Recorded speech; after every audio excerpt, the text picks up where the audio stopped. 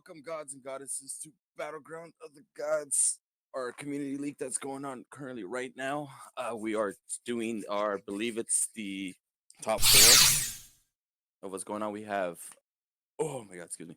We have Asgard Okami, and we have Blue, and we have, what was it, the other one? Vengeance? Underworld Alliance. Underworld Alliance, thank you, because I already screwed up.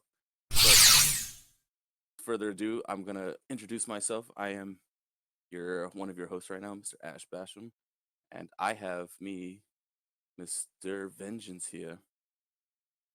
What's going on, everybody? Oh man, sorry about all this so far. I'm like still waking up, so so let's get through with picks and bans going on right now. We have Scylla and also we have Homebots as our first two picks, and then a Sobek right afterwards. What are your thoughts on those picks so far? Right now, pretty standard bands. Thor being the fourth one coming out from Asgard Okami, and honestly, these are generally your standard. Scylla, though, is a little different, which tells me that this looks like this is probably someone's favorite mid to play, and is usually a problem to play against. So that, or they're just trying to force something out. But Sobek, his flexibility after his buffs, it pretty understandable. Not something you necessarily want to go against. Mm-hmm. You don't want to face that in any one of those lanes, regardless, because he's pretty much essentially unkillable after a certain level. Right, and then Thor, Hunbots, two of the top junglers right now. Hunbots just does a great job of separating the team fight and making it so whoever you are, if you're a squishy, you're probably gonna die in his ult. Yeah, most likely. I mean, if you combo very well with any type of CC, you're most likely gonna end up being dead. There's no way around it. So Emoja, another one of the typical bands coming out here. Mm-hmm. And this just leaves the last one, which this puts Asgard Akami in an interesting spot because now, if they ban a meta pick like they do with the current Afro, this is Merlin up, Raijin. I mean, you've got plenty of picks here, and oh wow, got a Heimdall like insta lock right in there. Will they try to counter that, or try to pick up a Raijin right here? Because it seems like Raijin would be the most typical pick right here. Raijin or Merlin would either be really good. Merlin having great objective shred, Raijin with the burst damage. But for now, it looks like Horus and Jingwei locked in. This is actually a really good dual lane to have. Horus with his knockup slows Jingwei with her own knockup and early poke. Her only real struggle early is that she can't clear the wave as fast as most gods. And with this Heimdall coming out, first it could be mid or dual lane. Which is good. Yeah, I can see that happen. Right, as we see with Morgan being locked in, he's most likely going to go over to dual lane. So he's a really strong god, but Jingwei's really, really safe. So for Heimdall to get ahead, this is going to come down to how him and his support play very early on and before level 5. Because if Jingwei hits level 5, it's going to be hard to get the kill. No, that's specifically what I agree upon with Jingwei, because she's really weak at the very beginning. If you don't get her like online as quickly as you can, then most likely that's probably not going to be like a good dual lane to go up against. But the fact that we're seeing a Horus here too, so it's going to be good protection around that. And also we got Jormungandr pick right here as well. So it looks like we may have a Jormungandr right there in that solo lane right there, going up against a King Arthur. Yeah, Jormungandr, one of the more popular picks, especially against King Arthur. And he's also one of the harder solo laners to deal with. You go Jade Emperor's Crown, then go anti-heal. The most important thing, though, is how well he flexes the hybrid builds. And then World Serpent allows him to just free dive on whoever he wants. No damage taken. I mean, right now, Asgard Okami has a very hard late game comp to deal with. They really do. And then we got our next picks that have been taken out right now. Wheelix has been banned. We got Kepri and Nike taken out. And I can see why they can take out the Nike, because right now she's apparently an SPL. She's been a real terror right now in the jungle. Yeah, Sino bringing her back, showing everybody she still has a damage. And Kepri, I actually like the support ban. You do not want, especially with Jingwei and Jormungandr in the game, you don't want Kepri giving anyone, especially Morgan, a second life. You don't want to have two Kepris giving two people a second life. You want to be able to kill the target, make sure they stay down. However, this does leave up Geb, Kumba, Jingtian, all good support still. And right now, crowd control is one of the things that will hurt Asgard Okami's comp the most, especially if they can get it on Jormungandr due to his passive. The more CC he has, the less tanky he is. Which is true. You want to at least get him get that passive out of him, so you can essentially just dominate him and can pretty much not make him an actual factor in this actual game right here. Ravana is being picked right here on this side. I'm questioning right now the Morgan. Do you think that's gonna be a Morgan mid, or do you think it's gonna be a Morgan jungle? It should be a Morgan mid. I don't think she'd be as effective from the jungle, especially with a Robin in the game. If she gets caught out by the mid harpies at all by him early on, she's gonna get clapped. Literally, that's one of his abilities. He clapped you. Yeah. Ron, All right, get picking Ravana. and the more immobile mages you see in the game, Mhm. the more meta he is, and the stronger he is. It allows him to get ahead faster. And if he's ahead early in game, his late game is terrifying. I totally agree with that. Like I faced so many Ravanas, and I've played Ravana. His kit is just insanely powerful, especially if he's up ahead. You don't want to ever run around in the corner and just see him just charging at you. Ooh, Kama. There we go. Finally, we have the one meta pick right here. That's so good in the jungle. Mr. Kama himself. Yeah, come on, Geb. The final locks in for Underworld Alliance. Geb providing that CC and an actual set of beads with his shell that he will be providing his teammates, which is really good up against the Ravana and Horus. And as you said, Kimizat's being locked in.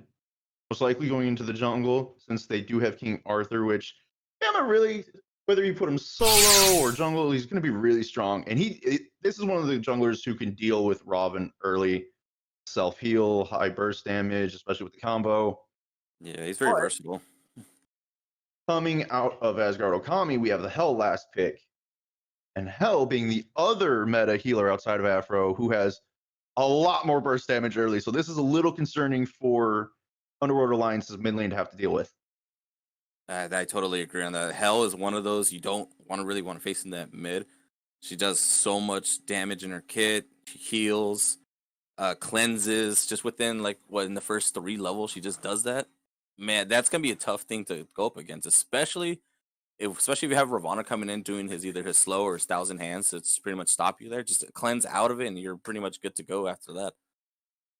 Yeah, honestly, with Odin and Serket both up, I'm a little surprised Underworld Alliance prioritized this Camazotz over either of them, both having anti-heal in their kit and specializing against gods. With Horus alone being picked, it would have been good to pick either of these, especially after the Robin, because now you're forcing people to either use their ultimates or leaps to get out and take damage, or be trapped within a cage, or with the Serket, you just grab the Morgan and throw her at Hell. Pretty much that straight up taunt, get her little poisoned up, and then Hell will just do the rest after that. All right, so we got some early wards right here. A little bit of a little push and pull right now going on right here in the solo lane. We see the dual lane trying to prepare right now. Oh, excuse me. Yeah, both of them here trying to see what's gonna happen right here at the very beginning. The usual typical starts right here. Just get your purple first. Yeah, so far all sides, except for these solo laners, both of them looking to start their blue buff first, which has started looking more and more normal as time's gone on here recently. The only difference, though, neither of them have Hog, which is normally what you would see with these early rushes, but as both junglers decide to skip the back camps, go to blue, I guess it doesn't really matter at the end of the day. Well, the Kama is the one I saw so far holding on to a Hog, so he's most likely taking that to either the blue or probably to the red to try to do an early one in case they try to steal early, objectives with that. Yeah, both junglers choosing to use their Hog at the back camps. Another effective way to use it since it wasn't needed at blue, which is still different than the normal start. But over in Dual Lane, we see Hiblin and Kid Dynasty. They're doing this little back and forth, trying to get the poke off, trying to clear the wave. But as I said before, wave clear is going to favor Destin and Fury for now. Yeah, this is going to be a really tough match for them right now because it's showing that they're trying to aggro a little bit with minions, try to get them, pull them in, but it's not really working in their favor as they're taking way too much poke at the very beginning right here. Destin and Fury still both full health, full mana. Not much damage being dealt to them. However, Kiblin and Kid Dynasty having to poke quite a bit get their pots going early. And now, Dynasty trying to go in, but takes a lot of damage. And Destin with the early damage time delirium. My Jeez, goodness, like, Dynasty, you gotta be careful. yeah, you don't want to like just straight up you miss your target and ends up being Heimdall just like smashing you with like a couple of autos and you just get really destroyed in that situation. Like honestly, the most balanced basic character, really, there's no way. Come on. Speaking of balanced characters, here comes Death King on the Kamazots around back end of Kiblin, finding himself in a little bit of trouble, and Shell popped. Will this be enough to save him? The knockup Ooh, good to secure just the enough to safety. say, man, that would have been that would have been a quick first blood right there in that situation. Yeah, that would have been really dangerous for Kiblin and Asgard Okami. Falling behind that early from a first blood to Jingwei would not be good against Time Delir or Kamazots, but hitting 3 before Underworld Alliance does. And Let's see. there's this little interesting that they do because the pressure was against them. But since they are a little bit ahead, this is going to favor Asgard as Kiblin with his Jingwei passive can come halfway back to lane for free.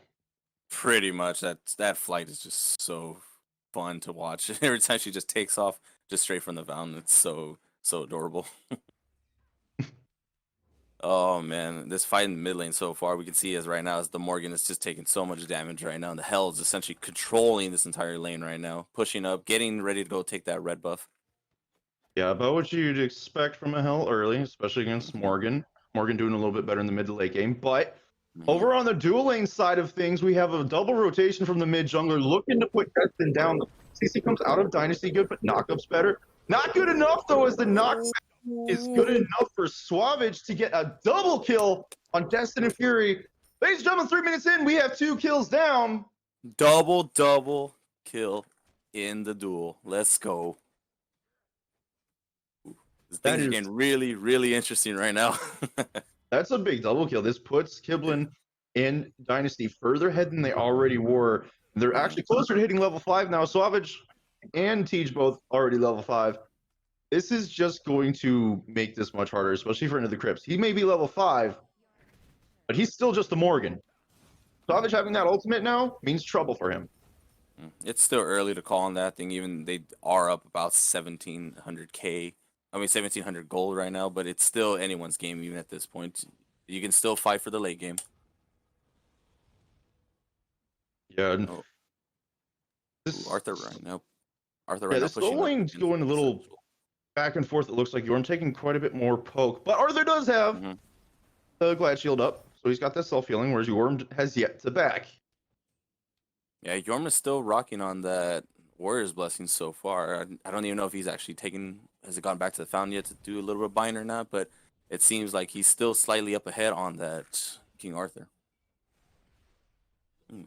Dueling right now, they need to try to catch up a little bit on that side right now. It seems like, and then in mid lane right now, we got the Hell still kind of controlling pretty much the pressure and situation that's going on right now. Ooh, nice cleanse and another 3 right out of the Hell. Putting a lot of pressure on this Morgan right now as she tries to flee away. Using the transformation to actually turn into Hell himself, but oh, said, no, I'm the only one allowed to play Hell in this game. Sit down, Crips. Oh my God, that was bad. That was a really bad situation there. Like I can see what you were trying to do right there with the Morgan right there, trying to get that heal out, cleanse yourself a little bit, try to maybe escape away from the Hell, but the Hell already just countered you like almost instantly. No, I think the part that really got the Tej was not only did you transform into Hell, but instead of just healing, you tried poking back. So Tej just like, nope, time to go full aggro here. And now him and Suavage quickly take the red buff on the invade. Destin and Fury here, though, are going to get challenged at their purple buff, it looks like.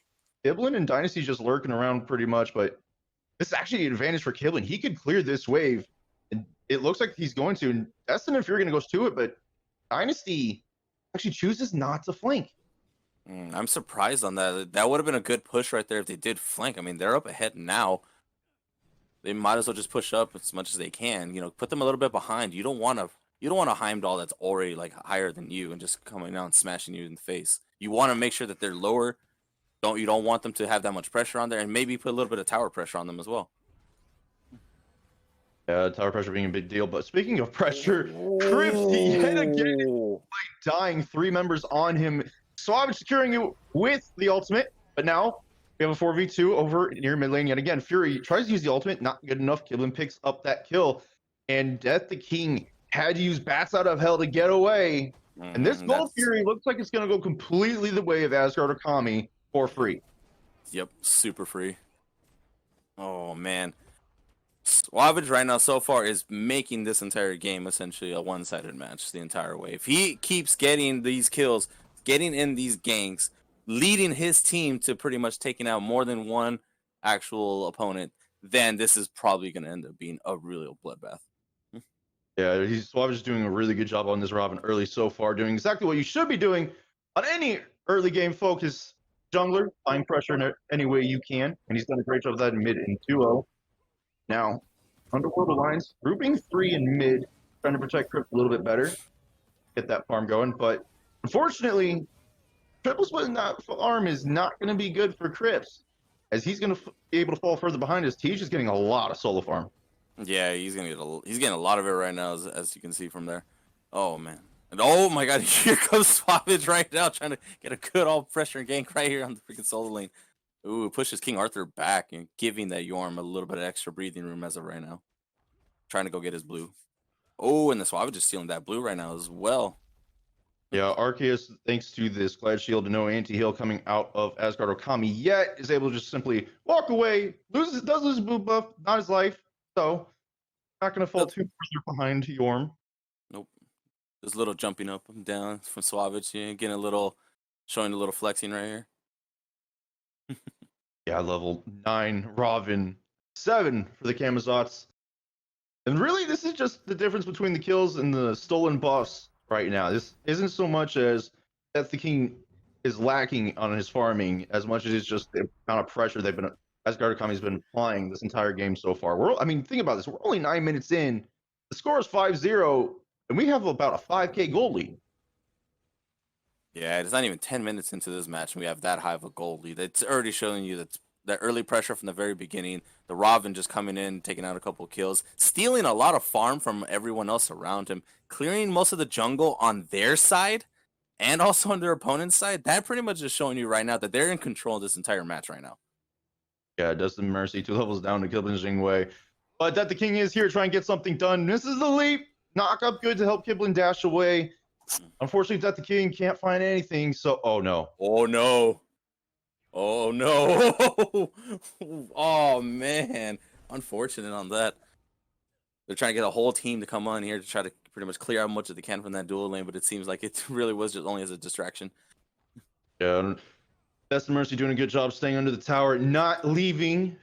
So Asgard Akami not able to get anything off the horse ult. Only ultimate use from them. It's a little surprising that they focus so much on that duel in this moment, though. There's no objectives up. Not able to get any invade out of it either. So I think a little better timing should be used here, maybe. Try and get a guaranteed invade or objective based. Taking solo lane maybe could have given you the pyro for free. Yeah, essentially as soon as after they got the Gold Fury, they are just essentially just taking all the jungle away from everybody, and then just pretty much waiting, maybe to do like an early fire giant. Most likely, this might be a possibility. Not sure yet. Yeah, this is a little interesting so far. However, multiple members of Asgard Akami have hit level 11 before 11 minutes in the game. Members of Underworld Alliance, the only one near is level 10 Arthur in the solo lane. But unfortunately, there's no solo rotations yet. So this is a pretty big disadvantage for Underworld Alliance. This grouping that Asgard Akami is able to bring with this kind of advantage. Yeah, they are pretty much essentially bringing everybody around. These small little things, even if it's just a small gank, you'll see most of the whole team just grouped up all together, going up against either one or two every single time. Then Jormungandr getting out of here right now, does not want to be involved in any of these fights right now. No, World Serpent forced to be used as 3 members of Underworld Alliance tried to surround him as he was proxying between the tier 1 and tier 2. But because he's Yorm, you're not going to really be able to do a whole lot as, oh my, Suavage again in the dual lane. Destin Mercy has found a second death from this. And honestly, this is just becoming a lack of ward vision right now. As we see, there's only one ward near the dual lane, and it's by his own purple. There's nothing high that can spot out a gank. There's nothing by Gold Fury. The only other ward on the map is near Asgard or Kami's back harpies on the speed side. And as soon as he got taken down, you can already see that sentry ward he already put up right there, and he's grabbing another regular ward as well. He's going to try to make sure he dewards in that area too, to make sure that he has more vision that they do as well on top of that. Yep. Primal Fury coming back up in a few seconds. This is looks like it should be Asgard Okami's for the taking, as they are up about 6k gold right now, and they've had pressure all game. But coming around, it's going to depend on this next fight if there's going to be one at all. We see we got a couple aggressive wards from Underworld Alliance near the mid lane, as Asgard is going to do a quick rotation for this red buff. Blue buff taken for Arceus this time. Suavage not nearby to steal it away, so he doesn't have to sweat as much for that. No, he doesn't have to on that one. You try to essentially the name of the game now is just like who's going to win this next fight, because whoever wins this next fight is most likely going to be getting the next objective, which is probably going to be that Primal Fury, and it looks like they're about to take that Primal Fury down. Yeah, burst damage coming out of Tej on this hell secures it for Asgard Okami. Members of Underworld Alliance were lurking, but Suavage says, "Hello, Fury. You can lurk, but you stay too long. Death the King having used the ultimate to get out." Suavage, though, chasing down Crips, having used the beats to get away from any more damage. And Death the King, my guy, you need to run. Run. Why are you trying to take this fight? Why? Nope, and now Crips being caught by 3 under the tower. Suavage gets another kill. Again. 6, 7! 7 kills! 1! Juggler is putting in work this game. Yo, just like that accolade that just popped up, Suavage right now is unstoppable. Come on. This is absolutely crazy. The fighting has suddenly turned up after that Primal Fury, and Asgard Okami are wanting even more. Arceus, though, the solo laner, is a little too tanky. Asgard not going to be able to find that kill as easily as they were the others. The Killblade going to take this tier 1 for free in the dual lane. Destin having to sit back down 2 levels to Jingwei. Only 10 stacks on Transcendence versus the 35 Devo's Gauntlet. Man, Suavage there. If you just see what he just did right now, he kind of aggroed a little bit on that tower, taking a little bit of poke and didn't really mind it, and just coming on in and helping out his teammates right now. No, but I think he does mind this damage coming out of King Arthur as Crips on the back end picks up Suavage to secure the kill. Ults into the Robin this time. A little bit of a respect ult, knowing the damage. Use the ult to get over, gets onto Yorm. Alpha, though, using World Serpent to get out cleanly. And Crips not going to find anything else with the ult. Jesus, man. This is already so much chaos going on in this entire match right now. It's so much fun. There's so much, like, abilities being thrown out. Small kills going in. Shutdowns coming in and out. My God. This is just madness. Yeah, Arceus... Primal Fury, or Pyromancers, I'm sorry, does manage to fall. Arceus leading the front line, but now trapped between 3. Finally takes his first death 15 minutes in, and Dynasty looks like he wants to take his ultimate somewhere, and he takes it straight to the back camps, but Death the King's already gone. Now they have all this pressure. Only tier 1 standing for Underworld Alliance is in solo lane, but Alpha looks like he wants this down. Oh, he definitely wants this tower now. He wants to make sure that he's going to be following his team the entire way now, making sure that they're ahead. Yeah. And Killblade and Tej doing what they can both to split this XP on the red buff just to get this lead as best they can, and Tej on more damage than he already is. Killblade going to get his purple, get that attack speed a little bit better. But really right now, looking at these builds, Ash, is there anything that kind of catches your eye that may be a little bit different from what we're used to seeing? I'm getting like I don't really see that many actual guard or your main supports rocking a sovereignty that often, but that horse rocking that sovereignty a lot hard than I would normally see most of your actual supports playing right now. I can see it's probably why they're using it against the Kama and the actual King Arthur's, but I know for a fact it's probably good straight up for the Heimdall, because they know if he gets up ahead, you really want to make sure you're going to be able to take the damage from all of that. And also the HP 5 that you get from that thing is actually surprisingly pretty good that you get from it. Yeah, they did buff Savri this season. And one thing we see Hell going 2 more which most of the time we've been seeing a lot of Spirit Oh. just so recently. Do you think this is just because it's a Hell lacking that mobility? Or I think it's maybe because that hell is probably ahead, and it's like might as well just build it right now. Get a That's what I'm little thinking gaming right help now. ahead.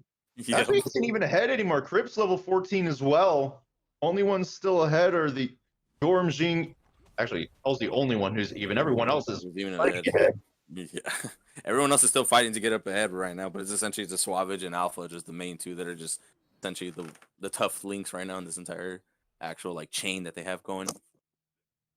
Yeah, and one thing I do want to ask you about, as we see, Destin Mercy looks like he's going to be going into Execution third, whereas Giblin is going into double crit before going Exy or Kins. Is that a little surprising to go neither of those after 8?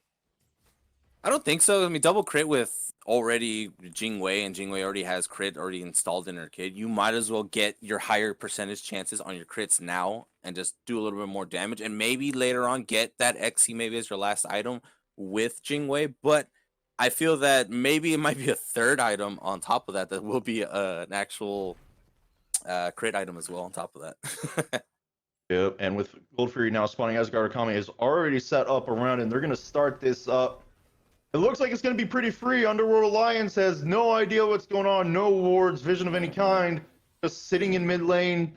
Gold Fury goes down. This lead is now 8k gold up. 6-3 towers to 3-3 for Underworld Alliance. Kills 10-1 in favor of Asgard Okami. And it looks like they're going to try and push either towards this Arthur, who's really up in the lane, or go straight for Fire Giant. I think they should probably bait that fire giant more, get that Arthur to kind of just jump out of place and then just demolish him and then take the fire giant right there at that moment. That's what seems like it'll probably be the best strategy to do right there. Well, speaking of this King Arthur, looks like Dynasty has caught him and was looking to get a little aggressive, but Savage decided not to go with him. Backs up, takes this blue buff down, gets a little bit of farm, hits level 18 at 18 and a half minutes in the game. But Underworld Alliance has Crypt and Fury here to try and keep an eye on this Fire Giant. Make sure it doesn't get started up without them knowing. And now Tej says, "Hi, Fury. Here's some pulp." Yeah, I did a lot of damage just on Fury alone. Geb's supposed to be a super tanky character, and he just took a lot of damage just from that one ability. And now it looks like they're going straight on into this actual fire giant right here. It looks like it's going to be a free fire giant for them with no contestant probably going. Fire Giant 2/3 down. In comes Bat Out of Hell. Death the King does not get. Double ultimates actually being used here. Same with Furies. And it was used to try and get engagement with Fire Giant already going down. Now more ultimates coming out. Arthur actually taking one up in the air, but no kills are coming out yet. Tej running away the best he can, make sure he can not get taken down. Arceus, though, trapped by 2. He's actually fallen pretty low. However, Crips on the back end, getting a lot of poke onto Kiblin and Suavage. And Tej, though, Arceus comes back around and he finishes them off. Fury being zoned out by Alpha, and this is just one of the slow burning shreds of you just can't stand from a Yorm. No, you can't. Oh man, that's heartbreaking right there. And like that, King Arthur in general in that fight had 2 of them that's pretty much a low health right there. He just gets picked off from the horse, and then out of nowhere they just demolish him right at the very end of that. Yeah, and Crips burning Aegis a little early. Dynasty missing the CC. However, Worth, when the Aegis goes off in a bad spot, Tej comes around the back end, hopes to get damage off. Kill finally goes down. And Destin's pushing this left-hand lane up, but unfortunately for him, rest of Asgard Akami are looking at a couple tier 2s, and it looks like these are going to fall pretty free. Underworld Alliance looks like they may have to be turtling under Phoenix. What can they do to get back in this game? You got to play the defense mode like really well right here, because if you can't get a pick when they're trying to push on the Phoenix right there, you're gonna get steamrolled right there at that moment. You have to be able to play really hard in defense. Pick your character, which one you want to take out first. Make sure it's at least one of the ones that is making that hard push. Kind of get them to back up a bit, and you get them to back up a bit, you can probably take the farm that's around you in your area, just slowly creep up. But the only way to doing that is you need to have a solid defense right here. Yep, defense, the name of the game at this point. And this Fury is going to be Oni when it respawns in about a minute 40. Arceus caught out by 2. But he is the King Arthur, so he's just going to A-Blade away. He comes up trying to provide a little damage to help, but as he's already backing off. And then Suavage is just taking more and more farm away from it, from entire area and getting that higher gold lead. Probably finishing. Wow, he's building another. Was that Heartseeker, I believe, at the very end right now? Yes, it does look like there should be a Heartseeker and Alpha, please. Wow. Just World Serpent kills Destin Mercy. And he's staying under this tier 2 tower, actually, with Fury and Chris here. He wants to keep this fight going as the rest of Asgard are coming outside of Suavage. They're going to try and take this tier 2 in left-hand lane. Arceus, between 3, not able to really do anything. Alpha actually ends up getting a proc off. That was a really smart thing that he did right there. He comes in, gets the kill. While he's ulting in there, he aggroes the tower, pulls them in while Underworld Alliance just follows him, but doesn't realize that there's a giant wave of actual minions coming in to take down that tower, just annihilates that tower right then and there, and then Swap right there taking that mid Phoenix, and then it's going to be in the Titan room. This is probably much going to be game right here. Yeah, Titan under half health, 2 members of Underworld Alliance already about dead. Asgard coming, not really paying any attention. Kid Dynasty does finish one off, but the Titan falls at the same time. Asgard Akami take this semifinal game, and Ash, it looks like they didn't try and pull off that defense. He said that tier 2 tower ended up costing them so much more that actually ended the game. I don't know why they defended that tower. You should have just given them the tower. You have to defend your Phoenixes more than that tower. As soon as you get to tier 2 towers and you know they're going to rush through them, just give it to them. Like, that cost them a giant, giant push that they could have had. Man, and then Suavage came in straight by himself with minions in the mid. He took out the Phoenix by himself. No one contested on him. Why? Like, honestly, why? That's the real question, is why? Why didn't anybody contest that? This is why I actually said, too, that you have to defend these actual Phoenixes. And look what happened when you don't defend them. Boom, you end up getting one taken out right there, then the one on the left gets taken out, and then you got your Titan room, it just gets swarmed out. Like, I have no idea what's going on, man. Like, honestly. Yeah, an absolute dominating performance out of Asgard Okami, defeating Underworld Alliance. Nash, one last question for you. If you had to give someone an MVP performance for this game, who would it be? I mean, come on, isn't it obvious right now? It's gotta be Suavage, man. It's gotta be. Like, dude, you get the early gank, gets the first kill, which ends up being a double kill at the very beginning. He pressured everywhere. He was in every fight. I don't think I've seen him back away once. The only unlucky thing he got, that he died to the Morgan, but that was because he was already like gonna die regardless at that point. And he pushed the mid Phoenix by himself. Like, that is already a danger to your opponent as soon as you see him going by himself doing that. He deserves the MVP for that actual match. He really does. All right, you heard it here first. MVP for this game go to Suavage on the jungle performance. And with that, ladies and gentlemen, we will be right back with the next semifinal game of the BOTG League. Stay tuned. And welcome to the second game of the BOTG season tournament. I'm Fuzzy Wuzzy. Joined with me again is TIH Vengeance. Vengeance, you know, we saw a pretty good game out of Okonami, and I wouldn't be shocked if we see them obviously play in the finals. But with these two teams that are coming up, there's some pretty good lineups out of both these squads. Yes, our next match, Glory Boys versus Incompetent Strategy. And after that last one, I don't know what I'm expecting here. Am I expecting a pub stomp, or am I expecting a really close match that looks like it could be played as the finals? It will be interesting to watch because we did kind of see as you said, a slaughter when it came into that first game. So I'm really excited to go ahead and jump into this game and just go ahead and see if we get some of the same picks and bans as we saw last time. We did definitely see the Robin kind of take over that control in jungle as we do go into picks and bans. And I wouldn't be surprised if we see a very similar team comp, maybe even seeing a Scylla.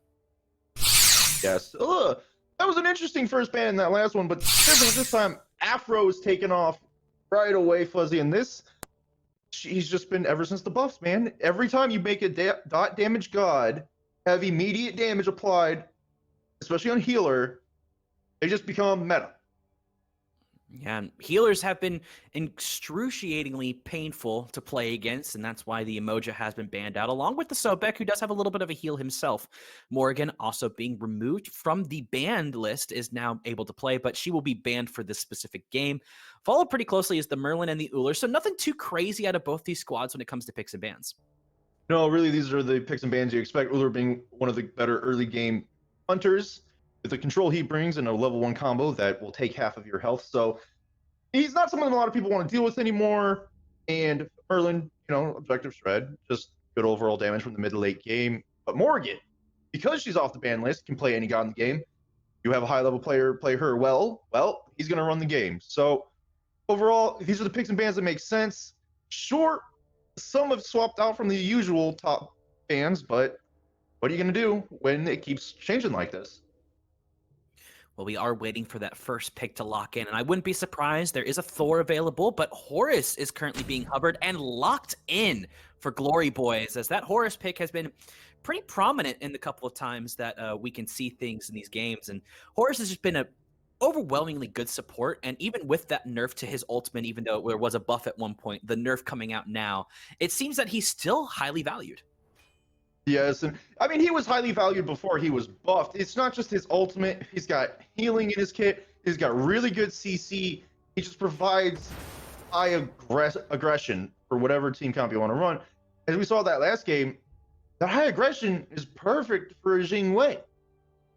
It is pretty perfect for a Jing Wei, but on the other side, Nike, you want to talk about aggression, Sino's Nike jungle will probably be played by someone over there in the Incompetent Strategy squad, as Raijin is getting locked in, obviously, for that mid lane. But Ravana is going to be hovered right now, and I wouldn't be shocked to see it because Ravana can get onto that Raijin pretty quickly in that mid lane if he chooses to elect to go onto that, as well as Kronos possibly being locked in, as no, it will be Discordia and Robin making up the mid lane in the jungle.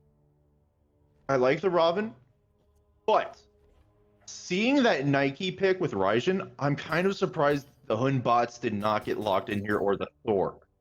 Because if this is Nike jungle and she wants to go in on your backline, ult and everything, Hun bots can just fear no evil, and that Nike doesn't do anything anymore. Yeah, the Nike Fear No Evil, the Nike presence that happens, and then the Hun bots going into the Nike would be a great counter, as Hou Yi is going to be locked in for Incompetent Strategy, most likely going to be in that carry lane. But you're absolutely right. Hun bots just bring so much CC and so much teamfight potential, and Nike is able to bring so much slow potential in her ultimate and that big shield. So trying to lock her down is very difficult, and I'm kind of surprised with you. I think the Robin pick is a little bit more aggressive, maybe trying to focus into that mid or carry lane, but we'll definitely see as the next couple bans, and recognizing that the Horus Jing Wei combo can work, they're going to go ahead and elect out Jing Wei in Competent Strategy. Yeah, I always like seeing Jing Wei banned. She's a very, very safe hunter. You pretty much get to the mid game for free on her, even if you die a couple times early. Her passive just allows her to regain so much ground. She won't lose that much farm. I mean, this is a god you have to pretty much kill almost every time she comes back to lane, and that's just annoying to deal with. Get rid of her, allow yourself something easier to focus. And with this Hou Yi, there's not a lot of gods outside of On Her and Hachi who can really deal with him early effectively, just because of his stun combo. Yeah, Hou Yi is one of the better dueling gods when it comes to that duo lane. So trying to see if maybe the Glory Boys can get something out of that. But on Glory Boys, they did elect to ban the Capri, and I'm not super shocked about that. Capri has starting to see a rise in SPL play and SCC play. So making sure that that god is taken off the board is not a bad call, especially since it gives them a sixth player. Capri is just this support that every season since his release, he got the nerfs. People are like, okay, he's not that great. He comes back because he's like Athena. He's not the best, but he's always good enough. And that revive is something that most time you just don't want to deal with. Sure, there's still executes available in the game, but it's a lot easier to not deal with the god initially instead of having to worry about, hey, let's get an execute. Well, Geb was taken off as well for Glory Boys, and Heimdallr Himdelir is a good way to put it, has been taken off in that side for Incompetent Strategy. Ganesha being locked in, and you want to talk about someone that can peel off the back line for his squad. That's Ganesha, because this Achilles and this Raven are going to try to get into the back line so quickly, and Rama going to be able to try to get some snipes out there as well, making sure that he sticks to the back, as King Arthur will be the final pick for this Incompetent Strategy squad. And I'm really digging and understanding the Incompetent Strategy seem to be doing. It seems like that they want to go for a pick heavy and try to see if they can get some picks in the jungle. Yeah, this is a very team fight comp, also objective fighting comp. And Nike's got her slow, Nessa's armored pillars, can play or trap someone in very different ways. And then you've got King Arthur, who most people just don't want to deal with. However, you have Achilles on the solo side for Glory Boys. One of the guys who's known to deal with King Arthur very well, and his execute is very strong. This is a team that is looking to W key, and because they've gone 4 physical, they're looking for Arxil on this Discordia. Her apple is going to be huge in every fight. Of course, yeah, the Discordia apple is one of the biggest team fight ultimates that you can really have, especially with the buff to it, making it go zoom across the map now. And even though it can ricochet a couple of times, it still does some pretty good damage. But I'm also looking at this Call Me Rich playing the Raijin. I think this game will go down to who has the pressure in the mid lane. And for me, I think that goes to Incompetent Strategy. Yes, it as of right now, it does favor them, because Discordia does not clear as well as Raijin does, especially when he's got his Raiju he can apply to a minion or to Discordia herself. And that dot damage, it's annoying, but it does a lot, especially when you're hitting all 4 shots of your one, which the last shot, obviously, it widens the wider area. A lot of damage to be done. So it's really interesting how safe are Glory Boys going to play this, or is Steamroller on this Robin going to take control of the mid lane very early, very quickly? Well, and that's what Ramen does, is he's able to steamroll his way into that game. So look for a Raven to try to see if maybe he can push out that Raijin in the very beginning stages of the game, hopefully before he hits that level 5 mark, because if he hits that level 5 and is able to Thunder Crash away with an ultimate to try to just taunt them or push him away, I think that's going to be very hard to kill him. So I'm really looking at Steamroller to just try to see if he can get some pressure in the mid lane. I see what you did there with his name. Yeah, it's a good pun. As we're already starting to see a little bit of slap fight happening over here with Down to It, and not a Valve game. Trying to just maybe throw some stacks for that Warrior's Blessing passive. Down in it, treating the initial start like it's assault, trying to do a little jump party with Valve. Valve says, no, I want my Warrior Blessing stack. Down in it, trades that back, and looks like he's going to get a ward up on that blue buff. I actually was worried for a second he was going to just try and sit there to steal it. I mean, why not? Why not try to steal it? Well, I mean, we know Maelstrom's going to rotate on Nike. You don't want to do that. As now we're getting to the jungle buffs spawning. The Raijin will definitely make it a little bit easier for him to get through, but Discordia does still have some pretty good clear with that unruly magic. Left-hand side of the lane, we're kind of starting to see maybe some boxing potential. Rama did get that buff in the early game as he's going to dash in onto Crimson Fire. Crimson Fire's taking a little bit of damage because of those astral arrows. A couple more autos might be able to do it. He cannot dash away. He's looking a little bit weak, as King Boo is also looking a little bit weak. Now the target is Rising Burst, but they're going to have to disengage. Definitely some good pressure coming out of Glory Boys. Yeah, this is exactly what you wanted between this Forest Rom dueling, and this is just a lack of respect out of Crimson for what Rama can do early. He's able to hit you through the minions, and that's one of the biggest things as a support you have to be wary of. You're Ganesh, you don't have to worry about skill and farm, but you can't sit in the middle of a wave against this. Yeah, you really can't, and especially since down that level lead does fall in favor of Glory Boys over on that duo lane side. It's going to be a little bit more difficult for them to start doing anything when it comes to the fighting, and you really want to start fighting when you're a Hu Yi and a Ganesha. Yeah, especially when you hit level 3, as you would have your leap and your mark by any stun you want. But over in the solo side, having to deal with the struggle with King Arthur being against him, even though King Arthur doesn't have Glad Shield yet. Yeah, King Arthur's just a lane bully, even in the early games. Down to it, his Achilles has been known around the league, and he's been able to play it pretty effectively. So I feel like that with that pick, he's just trying to see if he can get to level 5, try to keep the farm up and not lose lane as quickly when it comes up to a King Arthur. But what I'm really liking is Maelstrom coming in and invading these back camps, possibly even looking for a rotation if Achilles pulls up. Yeah, Maelstrom on this Nike doing a good job recognizing pressure when she can. That's one of the biggest thing about Nike. If you can get ahead early, you're going to do a lot more damage, you're going to be more painful, and you're going to have a lot of effectiveness, especially with her passive. Being able to stack minions allows her to build it up sooner and apply benefits towards your team as a whole.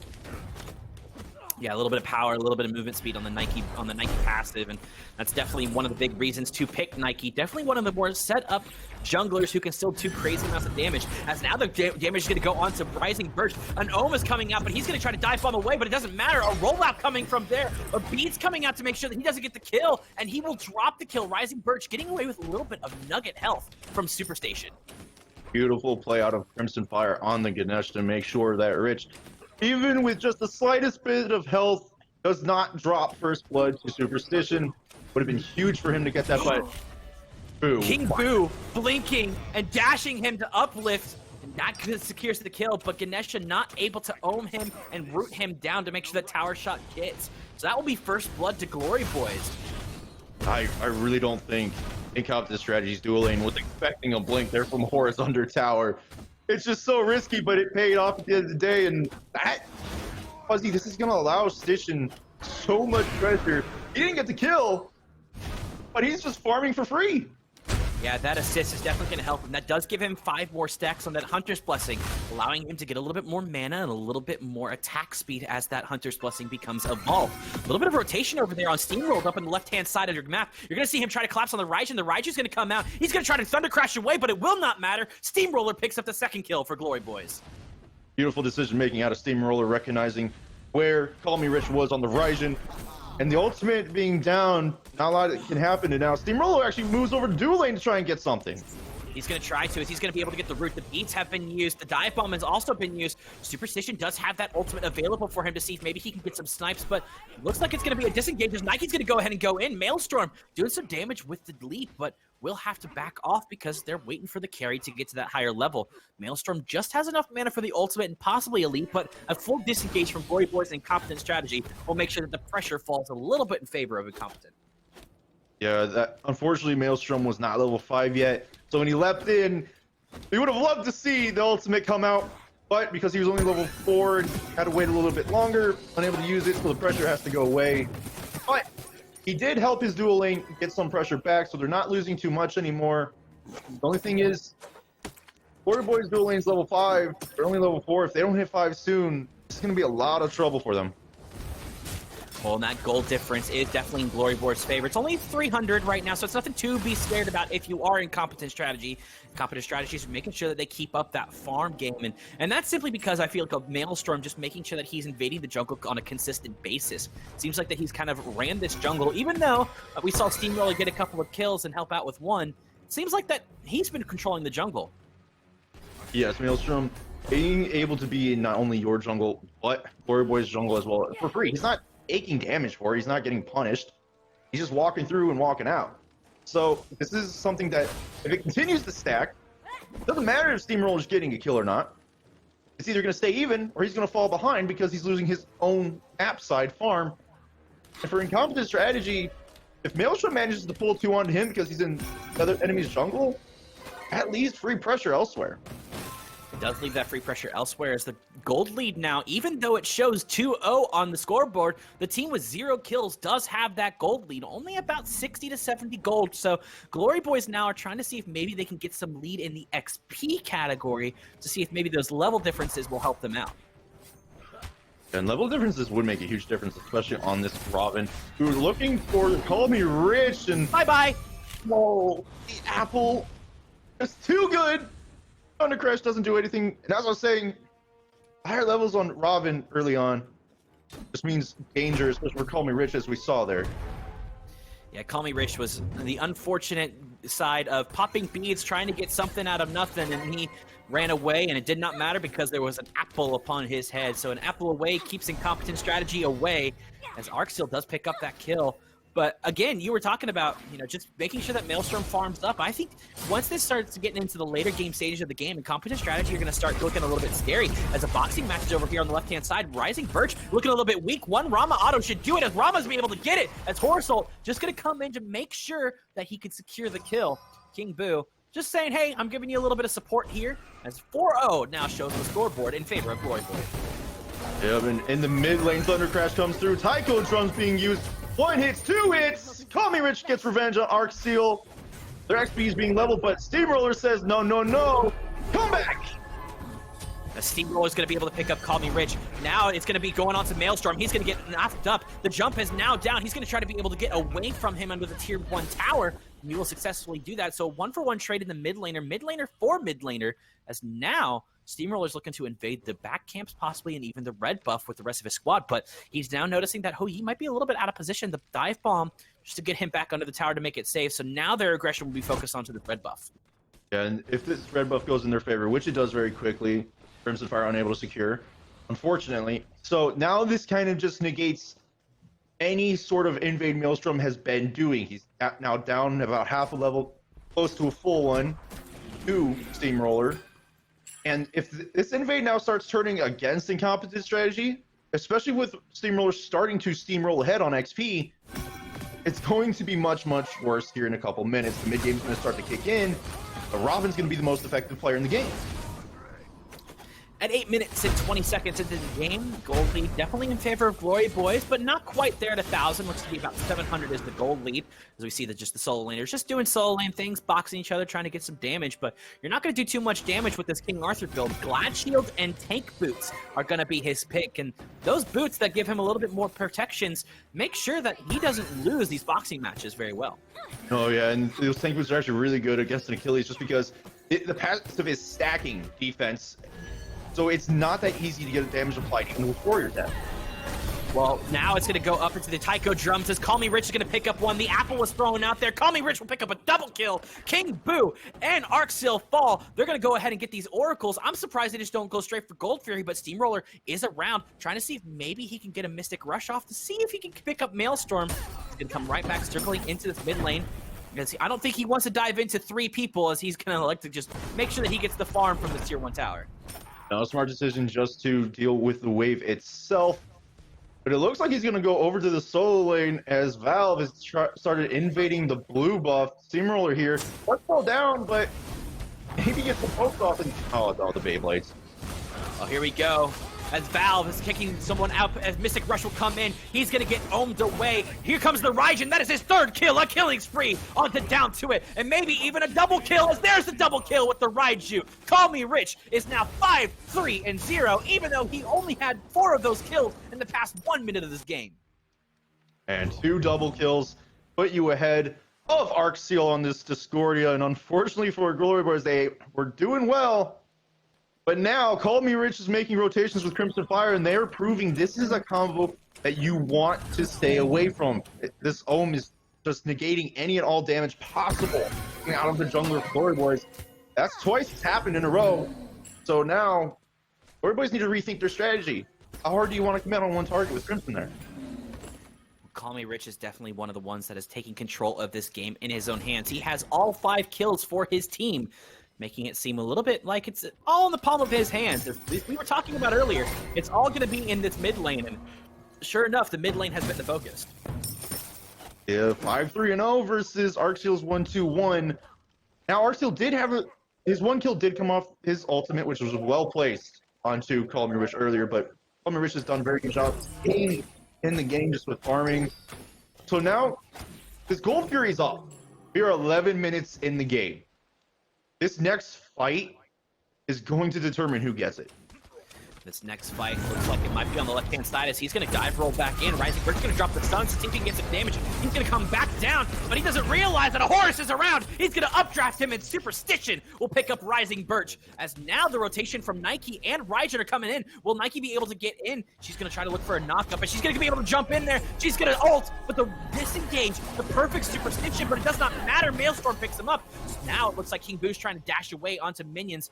The Steamroller is here to help him out with the disengage. A great rotation from 3 over here from Incompetent Strategy. They could look to secure this Gold Fury if they so choose, but again, they're electing to not do so. I'm very surprised that they chose to go away from the Gold Fury. There's not much of a wave left in mid lane for Rich to get, and you had Crimson and Maelstrom there. Plus, Rising Birch was respawning. He could have just walked straight back to it. It seems like a missed opportunity. Does seem like a missed opportunity, but there's still a little bit of an engagement in the mid lane, but nothing to be concerned about right now, as I feel so bad for Down to It. it seems like that down in it it's just been down in the dumps because he has not been able to secure his own blue buff for a while now. Look at this Maelstrom and Steamroller. Maelstrom's actually zoning out Steamroller, but if Maelstrom recognizes that Arxil is over there on that left-hand side of him, he might be able to get a free kill. Call Me Rich is here as well. The Raiju is going to go ahead and get thrown out. But look at this. Call Me Rich now is in a little bit of a bad spot, but he's able to Thunder Crash away. Yeah, Steamroller needs to be a little more careful about his rotations. Every time he has made a rotation somewhere, he has had Call Me Rich and another member of Incompetent Strategy. This past 2 times, Maelstrom, following right behind him. I don't know if he's actually recognizing this yet without looking at this map for wards, because every time they do it, they get a kill. And that rotation is solo. If he had fully committed, most likely gets him and down in a kill. We're 13 minutes into the game. The scoreboard shows 6-6, but the goal difference is really what matters right now.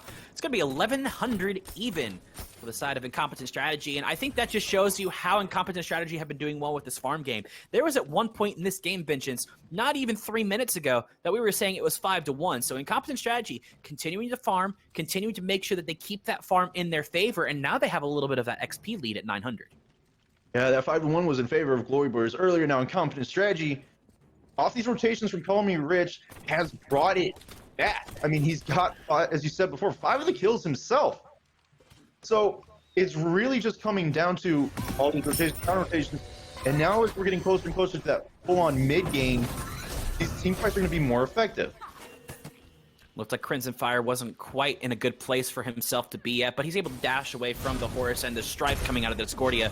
And look at this Valve is just making sure that Down to It is just down in the dumps because he has that 2-level lead on him, and there's not much that Down to It can really do when King Arthur is at this point in the game. No, Down in It, unable to heal as much as Valve is on King Arthur with Glad Shield. And this is just one of those points where I'm sure Down is just really annoyed right now. Just how much spinning and just overall damage being applied.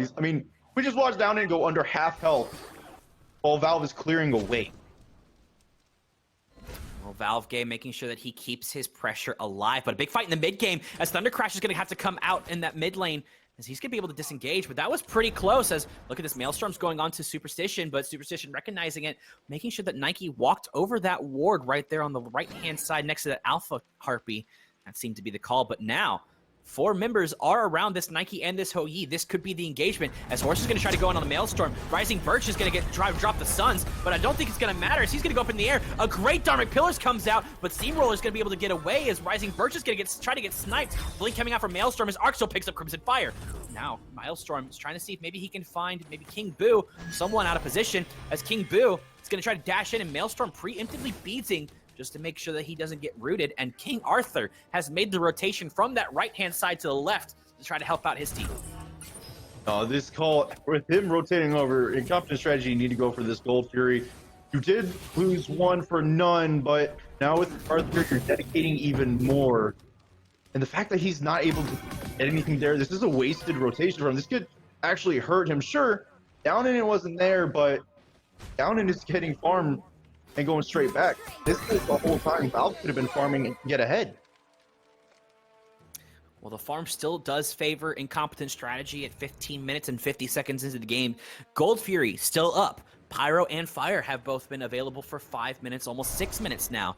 And this just shows you how much of a slow process they want to go. It seems like that both teams want to make sure that either 2 or 3 members die from either side before they look to aggress onto anything. As Call Me King Boo is trying to dash in as Raijin is going to be able to Crimson Dash away. But Arxil is going to be stopped between a rock and a hard place. Tycho Drew is going to come out, trail in on Arxil as Maelstrom picks him up. The Dharmic Pillars coming out to see if maybe they can get something. King Boo getting ohmed away from this Raijin as he's going to go ahead and dash in. Gonna get Mystic Rush will pick up Call Me Rich as now a rotation from the left-hand side. Superstition trying to help out his squad, but he's getting body blocked as a killing spree from Maelstrom as Superstition picks him back up in retaliation. So a 2-for-2 trade, and that's just a win, I would think, for Glory Boys, making sure that Call Me Rich falls again. Well, this is 100% a win for Glory Boys because Arxil fell early in that fight. Incompetent Strategy using a lot to guarantee that he did fall. And Steamroller doing a good job to come in on the back end to trade out kills. Superstition even rotating to trade another one out. The Glory Boys, this is where they come out ahead. Just because they're already down, being able to trade that out. they stopped the Gold Fury attempt from Incompetent when they had the lead. Well, again, we're just kind of seeing how much Valve has been able to dominate this lane. A 2-level lead just doesn't seem like the down in it can just do anything about this. So if I was Glory Boys, I'd say, hey, leave me alone. Just let me do my solo lane thing. See if you guys can get a Gold Fury or something, because we really need that gold lead. Even though they're only down 600, and they've been kind of crawling their way back into it just because of those kills for Glory Boys. This Gold Fury is going to make a difference. If Incompetent Strategy get it, their gold lead is going to increase. Glory Boys get it, they will take over the gold lead and hopefully be able to take advantage of that through items. But speaking of items, right now, Valve has gone Spectral Armor, third item, whereas Down in it has decided to go for Breastplate. I'm honestly surprised I don't see a Contagion or Pesty coming out from either of these to deal with the healing. King Arthur having Flat Shield, a lot of self-healing. Yi obviously going to Devo's Gauntlet. But then you have Achilles and Horus and Arama Devos, which is a lot of healing stuff. Yeah, there is a lot of healing from Gloria Boys, and not seeing the Contagion or a Pestilence is going to definitely help that healing factor for Glory Boys. But I'm taking a look at the levels too. You know, I was saying there's a 2-level lead over on the solo lane. There's a 2-level lead from the jungle, even in the mid lane. 1-level lead in favor of Glory Boys. Take a look at this Rama. He is 3 levels ahead of his counterpart, that Ho Yi, making sure that that happens. But Incompetent Strategy have successfully snuck a Pyromancer. So that gold lead, now that it was only 600, is down now to only 1,000. But now they're looking a rotation over onto this gold here because Rama's trying to solo it right now. Will Incompetent Strategy be able to pick him off? And there he comes. He's going to blink in. He's going to try to dash away. Great route. Now he's going to go ahead and throw out the Taiko Drums. Beats and Ache is being used. He's going to go up into the air to see if maybe he can help, as Horus is coming in to help out his friend. But I don't think it's going to matter, as Arco picks up Rising Birch. Maelstrom picks up Superstition. The Apple has fallen onto the support. Call Me Rich is out of position, as he will follow the Steamrollers. And now the Darn Pillars have to be dropped. But I don't think it's going to matter, because Crimson Fire is trying to run away with a little bit of health, as Teleport is coming in from the King Arthur to get into the backline. Arkil is still around. King Arthur is here. King Arthur just needs to find the Discordia. He's looking for him. Maelstrom going in onto this Steamroller. Steamroller picks up Crimson Fire, is able to get away. And now Valve is stuck between 3 people. Will he be able to go away? And I don't think he will. Now Arkil gonna throw out some damage to try to help out. The Execute will not come out because he's able to get him up in the air. Valve game picks up 1 by himself, and now Maelstrom is making a great rotation to help out his squad with Down in it does not have his ultimate available, as Valve gets a double kill. Valve looking for the triple, but will not be able to do so. A great play from Incompetent Strategy to make sure that they don't necessarily get the Gold Fury stolen from him, and they actually take it for themselves. And what a back and forth fight, starting with Superstition falling because trying to solo gets caught, as Incompetent Strategy did have vision on the Gold Fury. But actually, look, Fury did end up falling there. And the whole thing through this fight, it looked like, you know, Incompetent Strategy was taking over. Steamroller comes in, starts trading out. And then Valve comes in and just starts bullying everyone. 3 members of Glory Boys unable to take him down. Archsteel having to actually walk away at one point because he's solo. But then instead of backing and coming back with full health, Archsteel walks back in and hands Valve a double kill. You now have a level 20 King Arthur who just showed you it took 3 of you to get him to little under half, and you couldn't finish it. Yeah, they couldn't finish it at all, but what Incompetent Strategy were able to finish was that Gold Fury. Their gold lead now is around 3,000, as now they're trying to see if they can get some pressure. Valve game trying to run away. He's able to Excalibur's Wrath away from the damage from Steamroll. He's just going to be able to get away because, hey, I'm a level 20 King Arthur with a Void Shield and a Spectral Armor. Try doing any damage to me physical characters. Yeah, and even bigger problem, the only anti-heal coming out of Glory Boys is Brawler Beat Stick on Steamroller's Ravana, which means that if Valve can avoid him, he can heal as much as he wants. Arkil trying to dash away from the damage from Maelstrom, but Maelstrom won't be able to follow up as the Suns have been dropped. Horus is coming in. I think Hou-Yi is going to have to get away. Superstition is level 20 and does have that crit available for him. He has 4 stacks on that Rage, as now the Elephant and the Nike are making rotations together to see if maybe they can get something out of this Bird and the Rama. Doesn't seem anything's going to happen with it. It's down, and it is how made of rotation. The apple comes out. It hits the Ganesha. Will the Ganesha spread it? He will, and Maelstrom will fall to downing it. And now the Arxil is here to do some damage. This Ganesha's going to drop the Dynamite Pillars. The Execute will do it. Down, and it has a double kill. Arxil trying to just dash away as much as possible away from it, but it doesn't matter. A huge ricochet from the Rising Birch will kill Arxil. Down in it, looking a little bit weak. One more auto should do it. Double kill for Birch. And Steamroller is able to pick up Birch in retaliation. Now the fight still continuing. Call Me Rich is going to go ahead and go in. He's going to get sniped. 1, 2, 3 will hit. But 2 of them, Aegis. Steamroller picks up a double kill. 3 double kills in this fight. But Valve is not done. Valve is going on Superstition, and Valve gets the killing spree onto Superstition. A little surprising, Steamroller and King Boo both decide to just walk away from Valve instead of trying to help their ADC, but instead they are going to look to still perform away from Incompetent Strategy. They take the back camps, and Valve, on the other hand, he wants to take this tier 1 tower and say, let's get this dual lane a little pressure. Let my Huyi rotate now. Because honestly, these fights, they're so back and forth. If Incompetent Strategy gets a group sooner because they have a tower pressure in dual lane, this could spell the end for Glory Boys just from out rotations. Well, Incompetent Strategy still 2K up. Glory Boys have been fighting pretty effectively together finally in these team fights. So I think Glory Boys can definitely show some life, and I feel like that life is coming out of Arxil, because Arxil has been throwing out these apples and these damage from the Strife and the Unruly Magic and have been just absolutely obliterating the opponents. Yes, well, this is the thing about having a 4 physical comp. You always want whoever your magic damage dealer is to be doing a lot of work. That's what Arxil has started doing. He's throwing out the apple, he's throwing out as much strife as he can, and just trying and get control onto at least one target. And it's been working very well. As we saw in that last fight, Maelstrom died because of it. Well, Maelstrom might die again because he's caught between a bad place. The apple comes out. Doesn't matter if you hit the leap. The apple will do the damage, but not enough to secure. The Dharma Pillars have been dropped by the Ganesha as well, just to try to see if they can zone something out. Down in it is now trying to run at Call Me Rich. Call Me Rich is going to be able to Thunder Crash away. And that's going to be a complete disengage. But look over on the left-hand side. Ganesha is trying to look for something. Valve is trying to say, hey, I've got King Boo here. We can look at it. As Rising Birch will have to pop the Aegis. He's going to get knocked up by the King Arthur. The Execute will hit. Down in it picks up Rising Birch. Now the fight is going to be over. It's completely split up as Superstition is taking the Primal Fury. A double kill for Down in it. Down in it still fighting into big fight as Glory Boys have taken the Primal Fury. Valve is now crippled with that Rama arrow. Down in it, trying to see if he could possibly get a blink onto him. Maybe see if he can get a triple kill. Say, no, you won't fall as Maelstrom picks up Arxil. And that will be the end of the fight because the rest of the squad is trying to go onto Maelstrom as Maelstrom will leap away. Does not matter. King Boo picks him up. And that's a big win for the Glory Boys. And good job for Glory Boys. Take that ward down. That Valve was trying to teleport immediately.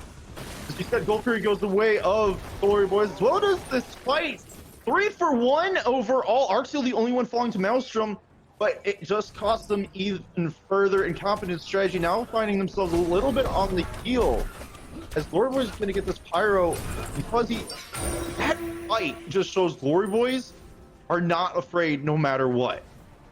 Yeah, Glory Boys are just making sure that they stay in it. And to be honest, I feel like even though we've been kind of, I wouldn't say necessarily dogging on Down in it, I feel like we kind of haven't given him the benefit of the doubt. He is 4-2-3, but on top of that, Steamroll, who we were talking about, hey, he wasn't farming as efficiently as the Nike was, is 7-1-6, 26 minutes into this game. And he has been absolutely showing why he deserves to be the jungle in these team fights.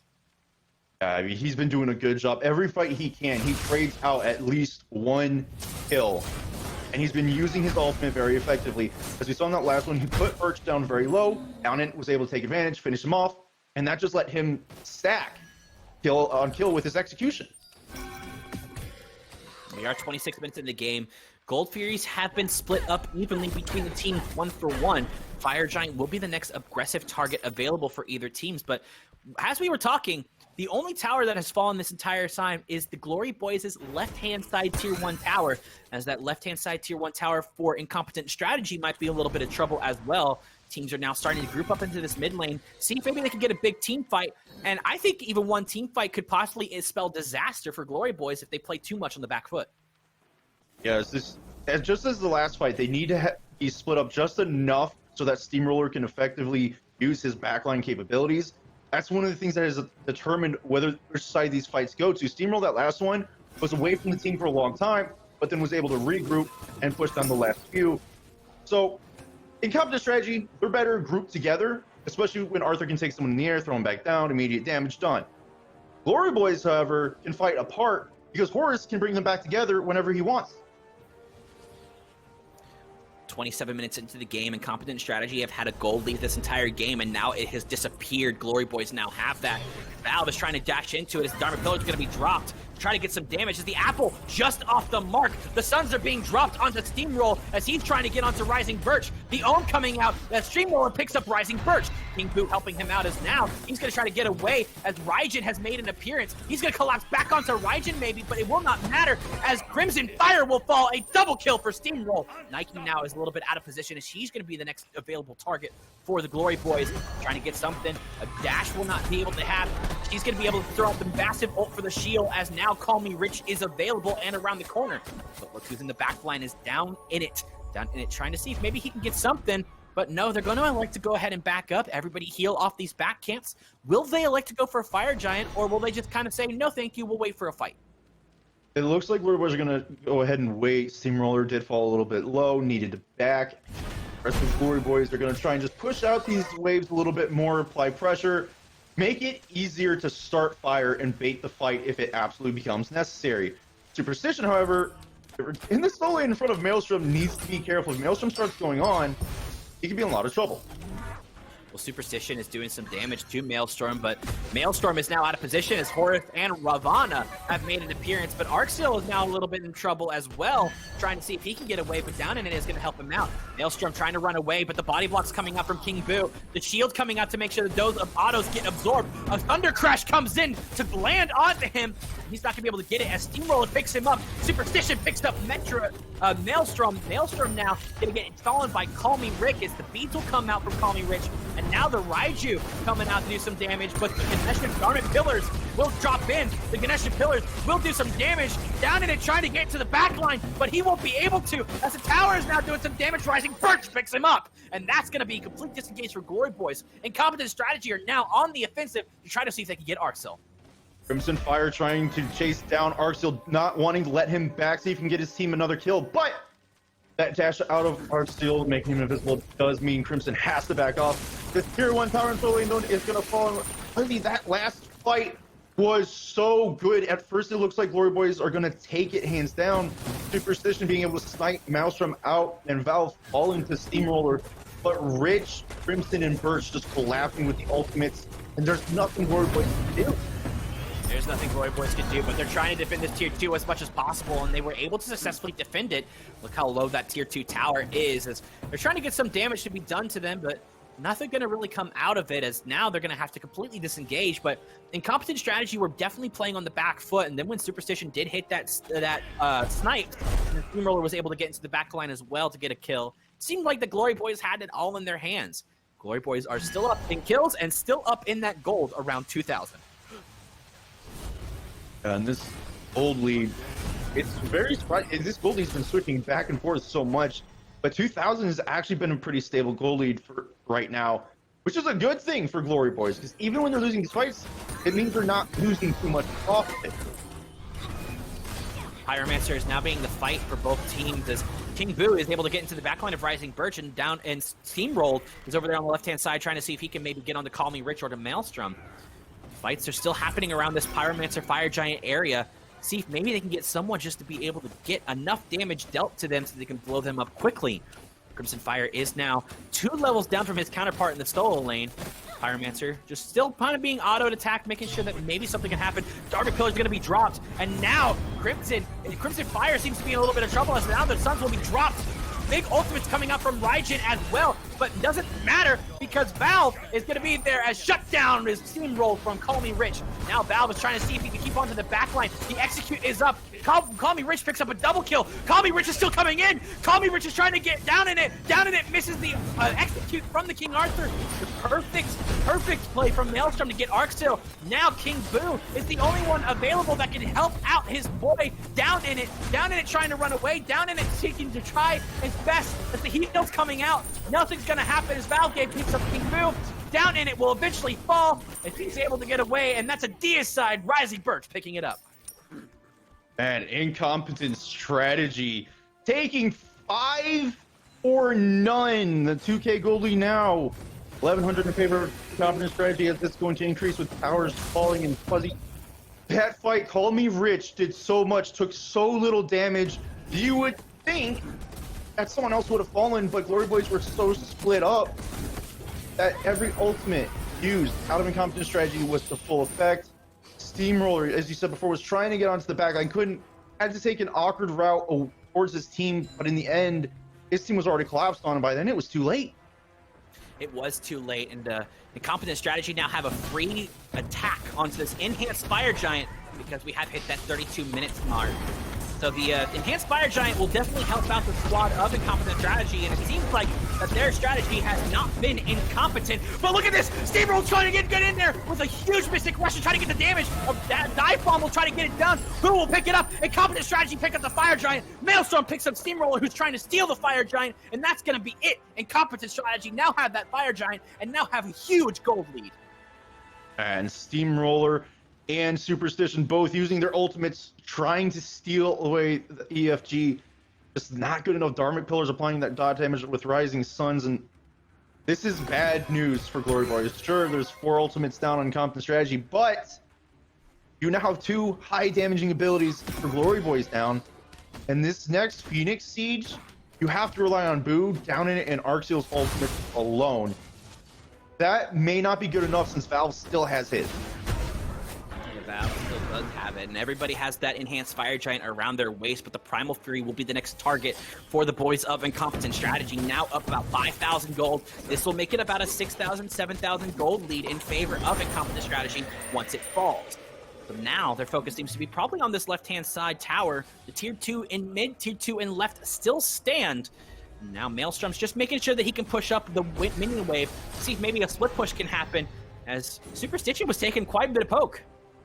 Yeah, Incompetent Strategy going to look to take this tower. I wouldn't be surprised if they go for this left-hand side Phoenix as well, because with how Glory Boys are positioning, they should be giving this tower up for free. They don't really have much ability to fight into an EFG, especially with how the last fight ended in a deicide against them. Incompetent Strategy looking very, very strong right now. And they're going to go for this Phoenix, as Maelstrom is able to push this Tier 2 mid alone for free to let Minion Wave try and take it itself. Now it looks like a lot of the pressure will be on this left-hand side. A fire wave has started to make its way down that right-hand side, making its way past that Tier 2. The pings are coming out. They're waiting to see once it gets into that throne room that they'll be able to initiate. And now the split-up has happened because look at this. Robin had to completely go in. Ganesh is going to dash in and drop the Dharmic Pillars onto the backline. Superstition now is the big target as he's trying to get in, but Ganesh is being able to ohm away. But look at this. The Apple's going to come out. Valve, still tanky. Does not matter because the execute from Down in It. But what doesn't matter is that Incompetent Strategy were able to pick up that left-hand side. The Raijin is going to go up into his ultimate to see if maybe he can get some help. As look at this, Down in It is trying to get another execute. He's trying to get into the backline to help him out, but Rising Birch is able to lifesteal up completely to full health because of that back camp.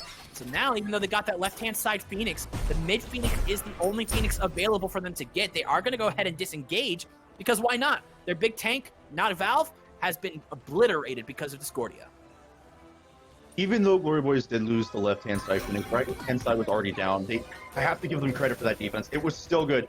They pulled back far enough. They were able to take Valve down. Yes, losing the Phoenix still hurts, but you didn't lose anyone at all.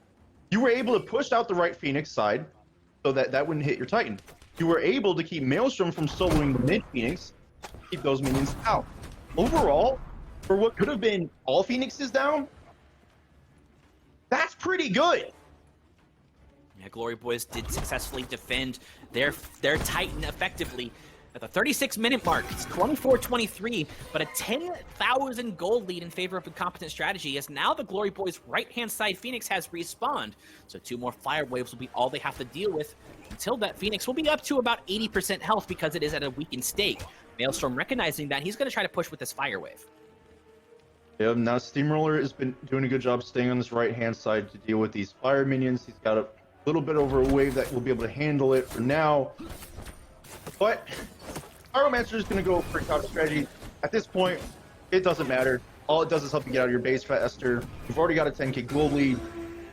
Glory Boys, gold is not your concern right now. Phoenix defense is.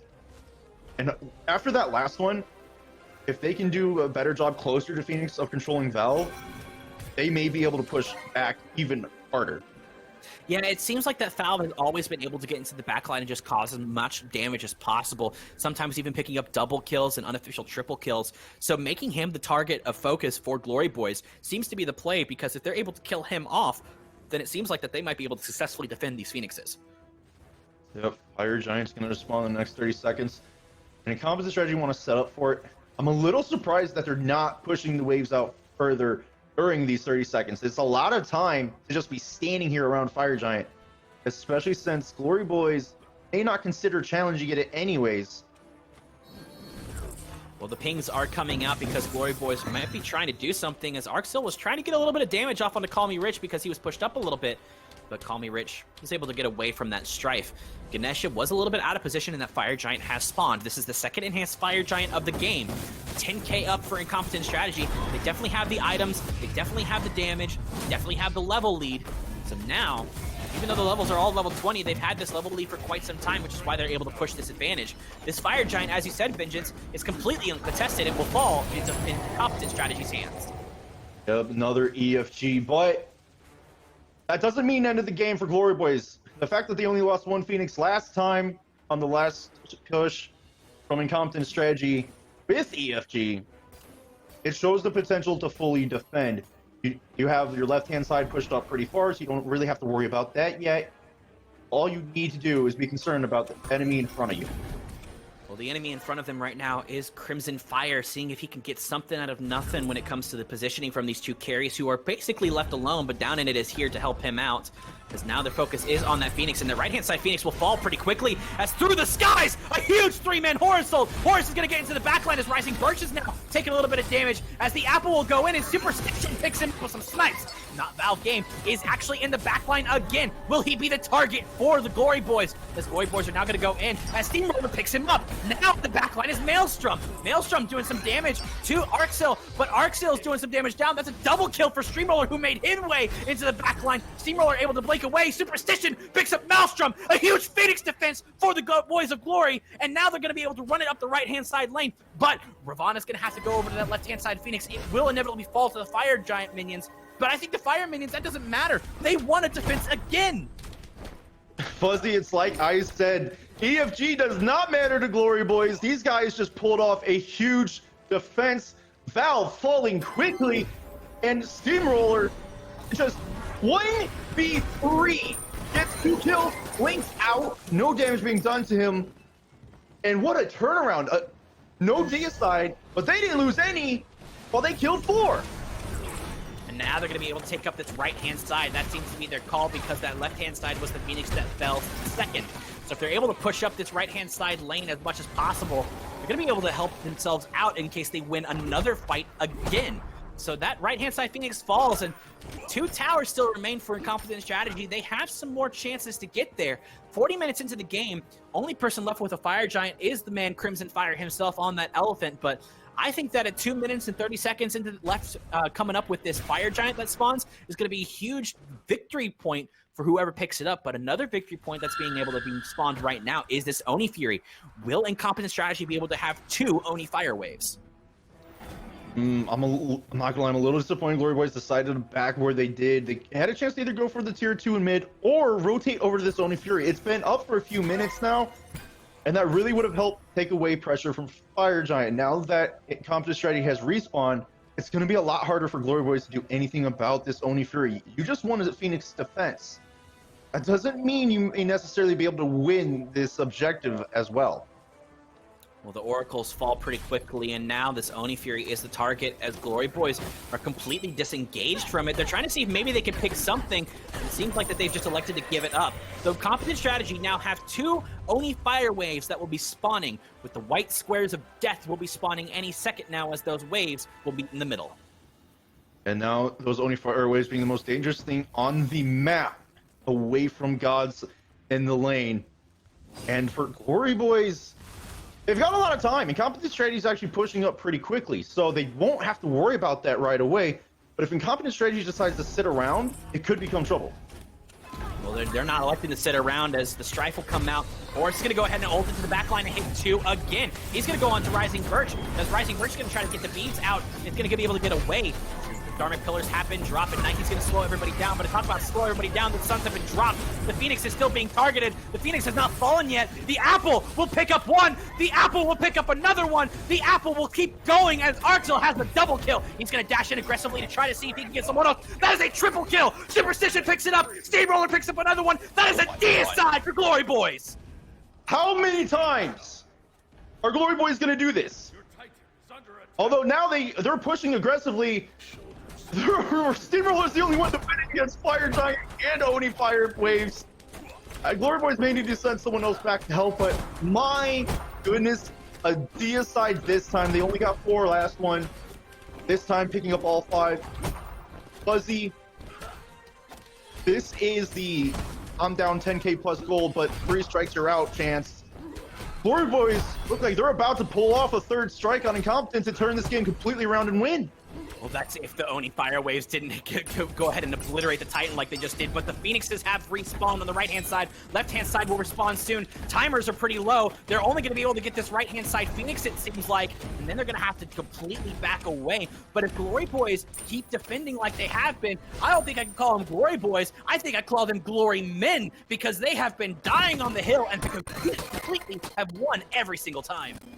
Yeah, this is Glory Boys having an opportunity to kind of set up around this another 3rd enhanced Fire Giant spawn in this game by electing to back instead from the Phoenix. So now Incompetent Strategy may yet again have an advantage push. However, the difference between this next push, if Incompetent do get it, compared to every other one that Glory Boys has defended, you allowed Fire Giant, Oni, and Oni Fire Waves into your Titan to put it near dead. Your 3 Phoenix have spawned, all under half health right now, right one getting up to half just now. You are in trouble if they win any Phoenix. Well, the 3rd enhanced Fire Giant has been started and has been taken away, as Valve has been taking a little bit of damage from Arxel because of that Strife and Unruly Magic. All 3 Phoenixes have spawned for Glory Boys, so their Titan is slowly starting to heal back up. That's exactly what you want to be if you're the Glory Men who have successfully been able to dominate these team fights at their Phoenix line. And it seems like that it doesn't matter if they have the enhanced Fire Giant. Incompetent Strategy have not been able to break through the line of the Glory Boys, just simply because of how much damage that Steamroll is able to get into the back. Then on top of that, King Boo is just ulting in to make sure that he can keep Call Me Rich out of the fight, and that's exactly who you want. As the 3rd enhanced Fire Giant, which at this point I don't think it matters, but Incompetent Strategy have it. The only reason Enhanced Fire Giant matters right now is because these Phoenixes are already weakened and the Titan is just now getting back to half health. If they were to push fast, they may have been able to catch Glory Boys backing up to get a free Phoenix. But instead, because they're deciding to back and regroup, they're giving this Titan and Phoenixes more time to reheal. So EFG is going to matter in the fact that how long can you sit in this Phoenix and fight, but do you really want to sit in this Phoenix? Glory Boys have done such a good job, I'd almost want to try and pull them out. It seems that Glory Boys have been defending the Alamo pretty sufficiently. This Titan has been at one point less than 1,000 health because of Oni Fire Waves, but it did not matter because they were able to get the Phoenixes to respawn and allow the Titan to heal itself back up. Glory Boys are pushing together on this right-hand side, and look at this. Incompetent Strategy have been completely separated in these team fights, and it just seems like that they're trying to get some farm, trying to see if maybe they can get a 3k pot, ward up just in case they decide to go in some other way, see if maybe they can catch out a split. But Glory Boys have been successfully making sure that their intelligent play and their intelligent defense has kept them around. In these last 2 defensive Glory Boys has regained 2k gold. Even though you're down 10k at one point, it's slowly come back. Only gold that really matters right now is for, as you said, 3k pots or whatever other power pots you want to get. But Incompetent Strategy, they're wasting their enhanced Fire Giant right now. Yeah, so far 2 minutes of that enhanced Fire Giant has gone. Only 2 minutes will remain. 2 minutes and 15 seconds. Actually, 1 minute and 15 seconds will be left of that, because once that Fire Giant timer hits that minute mark, it is all over. But the crying and that backdoor protection enhanced Fire Giant does not matter. So Glory Boys just playing it smart, playing it defensively, making sure that no one gets caught out of position, whereas Incompetent Strategy have been playing it a little bit more slow. But this right-hand side will be the target, but down in it is down in that jungle and trying to see if maybe they can catch him off guard. But no, they will elect to go ahead and just push down this right-hand side, and I don't think they can really do anything with this, with the way that Glory Boys have been able to defense it. Blink coming out, we're going to be down in it. The huge strife hit on Really Magic will not connect for the Glory Boys. No, and now Incompetent Strategy, down in his blink, trying to go in. They weren't able to do anything to him, so this only really helps Glory Boys, because even though it's a blink down, you didn't lose anyone. You're able to keep your defense up. Well, you're hearing it right, folks. The music has stopped because we have not seen a tower go down in a little bit of time. A huge strike will connect as now the targets are coming in. Look at this Valve game trying to sprint to win. Horse is going back into the ult again. He's doing what he did last time as he falls on the Kami Rich. A huge apple will not miss, but Steamroll will be in the back line. As it does not matter, he picks up one. He picks up two as Superstition picks him up. And now Glory Boys have defended this right-hand side even though it has fallen. Beast and Egg is coming out, trying to go in. Maelstrom picks up Arc, so that's a big damage. Valve game will pick up Superstition. That's another big damage dealer done for the Glory Boys. Will the Glory Men become finally Glory Boys as a blink comes out? Double store from Maelstrom. And now their focus will be on this Titan. The Titan is under attack. Only the tanks around to be able to steal anything, and only the tanks to be able to do any damage as both carries, both damage dealers are down. And this fight did not go the way they wanted. Valve did a much better job staying alive this time. Maelstrom did a lot of free damage, but they're being pushed back by the tanks. Down and tries to get execution truck out of range and trying to hold him there, but Phoenix is not up to help. Crimson gonna be able to walk away. Man, what a fight, and very little damage done to that Titan Fuzzy. Everybody needs to remember the date of May 31st, 2020. If you want to think, remember the Alamo, no. Remember the Glory Boys holding the Titan as long as they could. It's been a 49-minute game, as now the mid-Phoenix will start to fall because of those minions that have come in to help remove those backdoor protections. So 2 Phoenix hits have fallen. The carries are slowly going to be able to come back up for both sides. And it's going to be very difficult for Glory Boys now that 3 Phoenixes will be falling very quickly. So with Arcilla spawning, he's going to have to deal with the fire waves, but instead the fire waves are being ignored on the Titan. Titan's falling to half health while this Phoenix fight is happening. Sure, Arc still gets one, but someone has to back as Robin does come up to deal with it, but Superstition actually picks up Maelstrom. Valve realizing that the Brambler may have overstayed their welcome, and he has to retreat. All right, everybody in chat, yell it with me. Base race, base race, base race. This is what we've all wanted to see when it comes to Smite. 15 minutes into the game, people are dying, Phoenixes are dying, but no Titan has fallen just yet. And the carries were looking like they were going to be able to get pushed down the mid lane, but they elected not to. They were trying to go for that Primal Fury, but instead, Glory Boys will pick up this left-hand side tier 2 tower. And even though they have taken down 2 on Incompetent Strategy, Glory Boys are only able to push with 4. Steamroller having to stay back, deal with the fire waves. Hopefully he can keep up with them because he's the one he's dealing with mid. Arc's still actually backing to help. They do not want to lose to Winions. So instead, they're going to have to settle for this tier 2. I would like to see them rotate to mid. Try and take that quickly before Maelstrom and Crimson Fire respawn. It's a 3v3 right now. No one has Fire Giant. EFG has respawn. So is Pyro. Primal Fury standing. Just take the towers while you can. Play safe after that. Well, Superstition is the target of choice now, as he's going to have to get bees to come out to make sure that he doesn't get taunted back in by Call Me Rich. But Call Me Rich is taking a lot of damage. He's going to go ahead and disengage. Down in it is here to help out the squad if he needs to. The Titan is under attack by maybe a minion or 2 that might have made its way through, but Superstition is there to help clear it up just in case. The mid Phoenix will be spawning in probably about a minute to a minute and a half, and that right-hand side Phoenix will spawn in about 30 seconds. So making sure that those fire waves have pushed up is exactly what needs to happen, as now Incompetent Strategy will go for their 4th Enhanced Fire Giant. And these last 20 minutes have been a very, very exciting game to watch. And Incompetent Strategy, you guys have gotten every single Enhanced Fire Giant, but it hasn't helped. The Glory Boys have done such a great job. They've defended successfully 3 times. Glory Boys stole it! Superstition just stole the Fire Giant with a snipe! A huge play from Glory Boys! We have seen them do the impossible time and time again as an apple comes up to do some damage onto Not Valve. A big look at how much damage Not Valve will go. Arcstill will pick him up. Rising Birch will pick up down in it. Both solo laners have fallen, but it does not matter. Steamroller picks up Call Me Rich. My voice is cracking because of the excitement. King Boo will pick up Maelstrom. The Glory Glory Boys are now the Glory Men as Superstition picks up Crimson Fire. Steamroller chasing down Birch. He wants to get this D side. A lot of damage coming out. The horizontal comes in.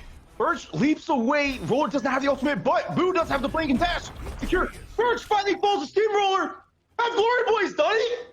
I think Glory Boys have done it. They're trying to run down that right-hand side. They've got Superstition available. Everybody has the enhanced fire giant, but down in its TP is available in case he does not come, in case he doesn't fall in 42 minutes, 40 seconds left. Now the timer is going to be 44 seconds, 36 seconds on Not Valve Gaming. The Titan is the target. Glory Boys are running at the Titan. Glory Boys have it down to half. Glory Boys, the men, the myth, the legend will go ahead and take this game. Glory Men have win the semifinal.